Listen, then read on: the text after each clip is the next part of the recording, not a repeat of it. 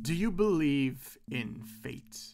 That the universe has picked out a path for you to follow? If so, do you believe that you are stuck as who you were born to be? You were stuck being the villain of someone else's story.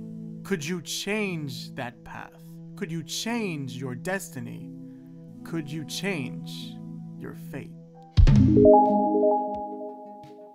Villains are just, well, they're just the tiniest bit complicated. I've tried and failed to make videos about villains because they're just so confusing sometimes.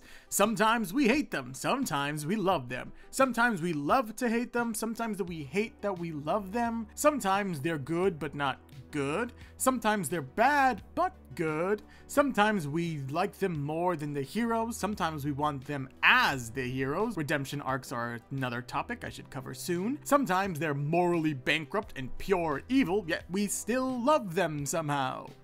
Villains are just a tiny bit complicated, because there isn't one perfectly written villain that can fit every role, every story, every moment, because a good villain depends on what the main character or the story needs to face. But thank God I'm not talking about villains today, at least not in the traditional sense. Let's talk about another interesting staple of the media space: reincarnations. I read a lot of series that have some type of reincarnation. Some have our main character get magically isekai'd away into some type of book as one of the characters, weirdly not the main character, usually some type of side or background character, such as my favorite isekai, The Greatest Estate Developer. Then there are the normal isekais, not connected to any book or any video game or anything like that, just kind of grabbing a person who died and yeeting them into a fantasy world. Finally, we have our main character dying and reincarnating into a different person in the same world.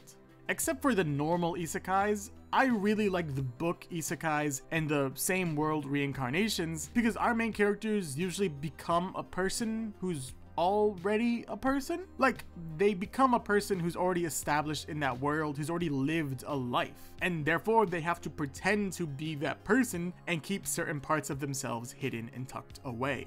Some series do this more, like The Greatest Estate Developer. I will die before I stop hyping this series up. But when your soul gets magically stuffed into someone else's body, you usually have to keep all the baggage your new body comes with. Which brings us to an interesting dilemma. What if you were reborn not into a fantasy world, not as some side character, but as a villain? Luckily, if someone's thought of it, there's likely a Webtoon series about it, and lucky me, there are actually 3 of them. Those being Villain to Kill, the male lead's girlfriend, and reincarnated as an unruly heir. But I'm gonna focus on the first and the last one, Villain to Kill and reincarnated as an unruly heir, the action ones, unsurprisingly. However, what's interesting about these 2 specifically is what I call them the same world reincarnations. But I should explain just a little bit before we get into it. Villain to Kill takes place in a much more fantastical world, kind of filled with magic, but that magic has taken the form of superpowers. In a world similar to ours, but there's superheroes and villains and such, but they're known as psychers and villains in this world. Meanwhile, reincarnated as an unruly heir is much more of the fantastical martial arts story, where through training they can use ki and go absolutely nuts in combats. But you see, the world isn't super important. I mean, it kinda is, but what's interesting is our main characters, and who they become after they die. Villain to Kill follows Cassian Lee, a world-class psyker, psykers being the heroes of the world. But after his mentor and friend dies right in front of him, giving him a magical artifact before he dies, Cassian chases after the killer and confronts another psyker, another hero. But after confronting him, he himself gets killed. However, the magical artifact that Cassian holds causes him to reincarnate into a high schooler. I think, I'm not super sure how old he is when he's in his new body, but what I am sure about is that he gets reincarnated as a villain.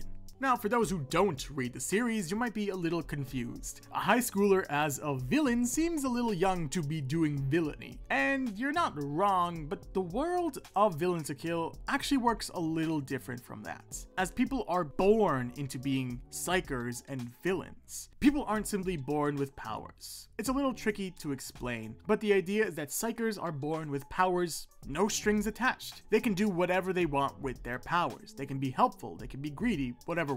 However, villains don't have such luck. They're born with powers, yeah, but their powers derive from emotions and desires, and they can be overtaken by such strong emotions. They can lose control by using their powers. So Cassian isn't reincarnated as a villain in the sense that this person's done a lot of evil. Instead, he's reincarnated as a villain, a powerful villain with the potential to bring about the apocalypse, which is weirdly a direct quote. Cassian going from the top ranked psyker in the world to becoming a villain, the people he spent his life hunting down, is super cool to watch. Watching him desperately try to contain his powers, finding different ways to keep his powers in check, making sure he doesn't slip down into becoming a full villain, working and teaming with other villains, living as a villain when he's so used to being a psyker, is just really great to read.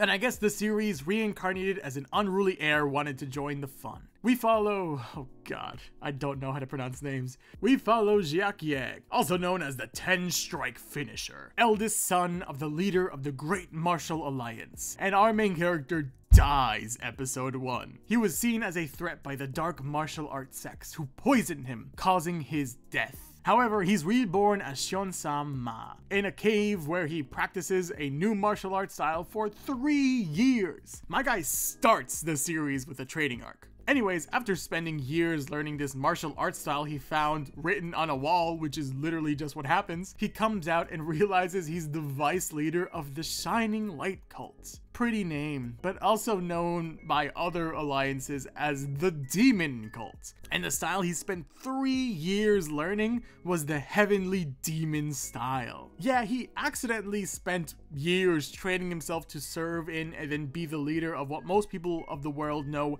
as a demon cult. Not to mention the person he became was kind of widely hated by everyone in said cult, meaning he had no allies, he had no team, no army, and he was treated as an idiot and a pervert. And before he went to train in the cave and died in said cave, he was also incredibly weak.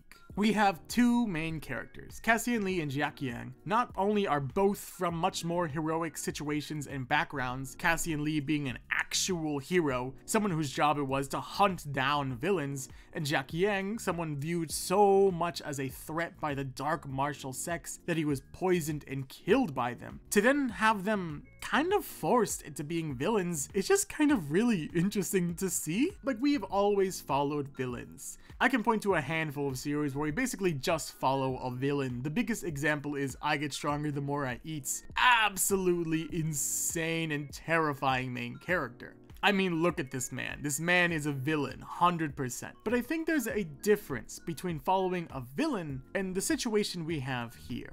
I think the reason that both of these series stand out as much as they do is because they have to deal with that shift, that transition. We follow our main characters from a morally good place, heroes, alliances, whatnot, and then we follow their kind of forced hand into villainy, and them trying their best to adapt while keeping their morals with them, while making sure they don't die, they save people, and make sure that most people don't notice that they're not what they're supposed to be like. Having Cassian Lee, a psyker who hates villains and spent all his life dreaming of becoming a hero for everyone that takes down villains, to then turn into a villain and try to live his best life as a villain while still trying to help people and be a hero, is honestly really cool to watch happen. And same thing with Jiaqiang, coming from a virtuous sect, not an evil one or one known by most people as the Demon Cult. I know I've emphasized it before, but it's important to me that you remember that. Then to become Seon-sam Ma, the vice leader of the Demon Cult, watching him struggle to keep up appearances yet stay true to himself. And honestly, it's that struggle of morality and fate that's so interesting in this format. Like I said, in Villain to Kill, villains aren't villains because they choose to be evil. Villains are born different. They're born with a different mindset, emotions and desires that sometimes can't be controlled.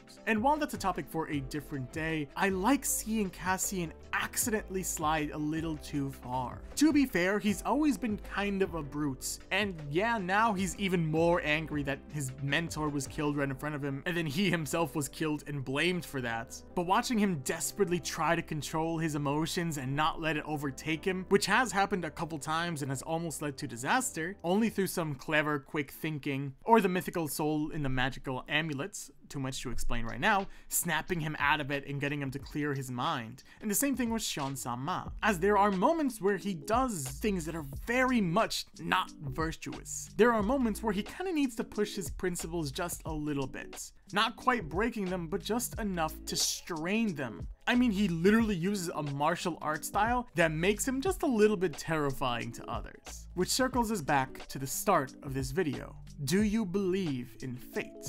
And if you do, can you change your fate?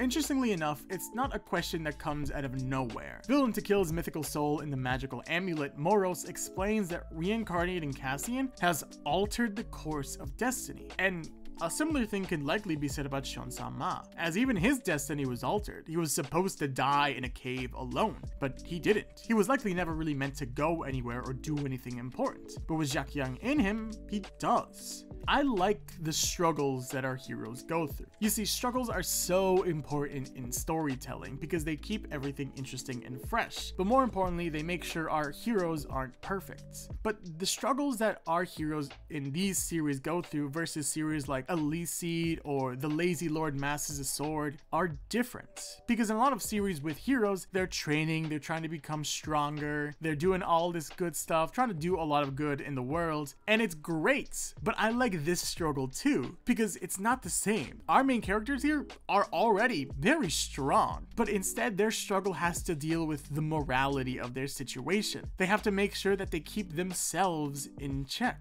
And it follows this idea of being a good person despite the difficulties of being a good person, which is honestly super fascinating, that being a good person is easier depending on who you were born as. But also love to see their struggle to use their power for good. Cassian's powers are derived from emotions, specifically anger and rage, but too much anger would make him lose control. And Sean-sama is constantly in contact with a bunch of evil people, tricksters, murderers, assassins, not to mention that his new martial art style really seems to affect him mentally in some way. But even despite all that, I really like seeing them continue to do good, to save and help people to want to change, to be good people to want to change their destiny. And I think that's pretty great.